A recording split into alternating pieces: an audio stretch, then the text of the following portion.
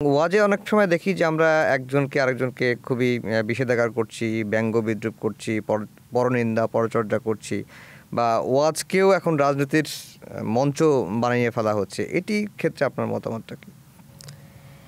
এই ক্ষেত্রে আমার সুস্পষ্ট কিছু কথা আছে। যেহেতু নির্বাচনী বছর, সম্ভাব্য ফেব্রুয়ারিতে যেহেতু ঘোষণা হয়ে গেছে নির্বাচন হবেই, তো এই বছর ওয়াজের সিজনে অনেক ঝামেলা হবে, এটা আমি আপনাদেরকে অগ্রিম বলি। যেমন ঝামেলার একটা কারণ বলি। একটা কারণ হলো, বক্তাদেরকে শুধু বলা হয় যে হুজুর আপনার রাজনৈতিক কথা বলবেন না, কিন্তু ওই একই প্রোগ্রামে বিএনপির কিংবা তৎকালীন সময় আওয়ামী লীগের কিংবা এখন জামাতের বা বিভিন্ন দলের এমপি মনোনয়ন প্রত্যাশী বা প্রার্থী যারা, এরা কিন্তু সুস্পষ্ট রাজনৈতিক বক্তব্য দেয়, এমনকি ভোট চায়। তো আপনি একটা ইসলামিক প্রোগ্রামে গিয়ে ভোট চাইবেন কেন? দোয়া চাইতে পারেন যে আপনারা আমার জন্য দোয়া করেন, আপনারা আমার পাশে থাকেন। ভোট চাইতেছে, ওইটা সে রাজনীতি বলতেছে না। কিন্তু একজন আলেম যখন রাষ্ট্রের চিন্তায় তার বক্তব্যটা পেশ করতেছে, তখন বলতেছে হুজুর রাজনৈতিক বক্তব্য দেয়। তো একজন রাজনৈতিক ব্যক্তি ইসলামিক মাহফিলে গিয়ে ভোট চাইতে পারে, তো একজন রাষ্ট্রের নাগরিক হিসেবে একজন আলেম তার বক্তব্যটা সে কি চায় এটা কি সে বলতে পারবে না? মানে এই জায়গাটাই একটা সমস্যা। আরেকটা সমস্যা হলো, বক্তাদেরও অনেকের রাজনৈতিক দল থাকে। সবচেয়ে বড় সমস্যা এটা।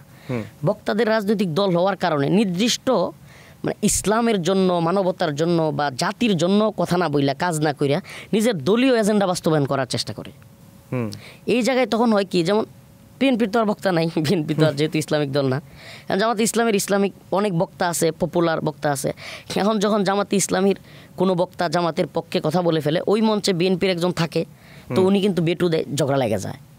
তখন এটাকে দেখানো হয় যে ইসলাম এবং ইসলামের বিরুদ্ধে ঝগড়া, তো বাস্তবে হলো এটা হলো রাজনৈতিক ঝগড়া, বাস্তবতা। তো আপনি ওই জায়গায় আপনার দলকে কেন প্রমোট করতেছেন? আপনি আপনার দলকে প্রমোট করার জন্য দলীয় একটা প্রোগ্রাম রাখেন, আপনি দলীয় প্রোগ্রামে গিয়ে বক্তব্য দেন। তো ইশারায় হোক কেনাই হোক, আপনি যে কোনোভাবে, হাত দিয়ে খেলাম না চামচ দিয়ে খেলাম, আপনি সিস্টেমে হোক, আপনি যখন আপনার দলীয় এজেন্ডা বাস্তবায়ন করবেন, পাশে বসে থাকা প্রত্যেক এই অন্য দলের রাজনীতিক ব্যক্তি, এরা কিন্তু মানে সবার মাথায় গোবর না, কিছু বুঝে। তখন কি হয়, সে এটা ধরে ফেলে, রাগ হয় যে হুজুর আপনি এই দলীয় কথাটা কেন বললেন, দলীয় ইঙ্গিত কেন মারলেন, আপনি এই দলীয় ইঙ্গিতটা আপনার বক্তব্যে আপনার ইয়াতে গিয়ে দেন। এই তখন একটা ঝগড়ার পরিবেশ থেকে বের হয়ে আসার উপায় কি? আফজল ভাই, আমি রিসেন্ট একটা কথা বলি। আমি এই যে কালকের 2 দিন আগের একটা আমার মাহফিলে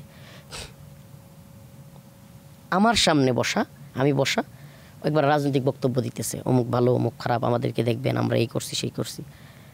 আমি কিন্তু ক্ষিপ্ত হই, আমি অনেক সময় মাইক নিয়ে নিই, আমি বলি এই বন্ধ করেন, আমি এমনও করি, অনেক বড় নেতা, তবুও আমি কিন্তু দেই না এইগুলো বক্তব্য দিতে। এই জন্য আমার প্রতি অনেকেই ক্ষুব্ধ হয়।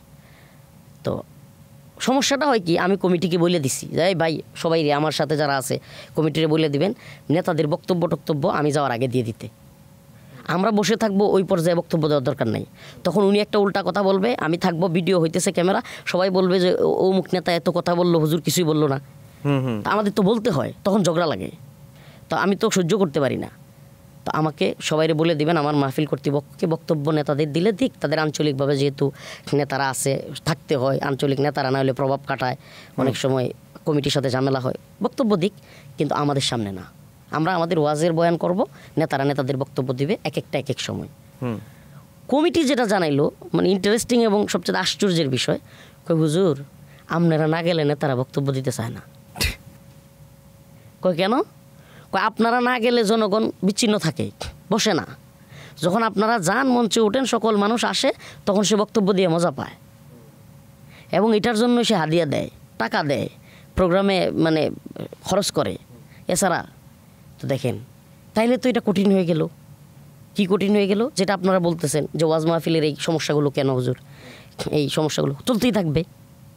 কোনো জায়গায় একজন এরকম বাধা দিবে, আর অনেক মাহফিলে এই নিয়ে বিশুদ্ধার চলতে থাকবে। কিংবা মনে করেন এক মাহফিলে এক বক্তা একটু উল্টাপাল্টা বলছে, এটা নিয়ে অন্য দলের অন্যপন্থীরা এটা নিয়ে বলতে থাকবে।